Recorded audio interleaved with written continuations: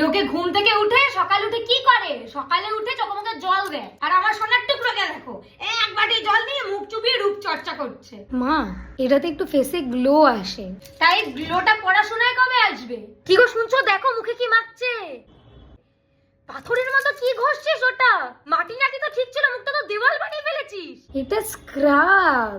Scrub? তার থেকে আমার কাছে নাই, স্কচ ব্রাইটটা দিয়ে মুখটা ডলে দি। গালে ওগুলো কি লাগিয়েছিস?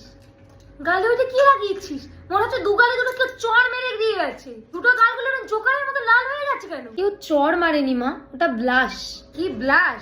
আমাদের সময় না এগুলো কিছু ছিল না, বুঝলি তো। একটা মুখে পাউডার মেখে আর আলতা দিয়ে লিপস্টিক আর গালে সব জায়গায় ডলে নিতাম। করতে আলতা তো স্কিনের জন্য একদমই ভালো না। আসলে মা, আমার তো তোমার মতো বড় লোক বাবা ছিল না, তাই ওগুলোই লাগাতে হতো। আর তোমাকে দেখো এত কিছু লাগিয়ে কি হয়েছে? সেই তো স্কিনটা পুরো দেওয়ালের মতো হয়ে গেছে, কোবরা কোবরা কোবরা কোবরা। বিয়ের আগে তো সে পুট্টি করেই বিয়ে দিতে হবে। মা,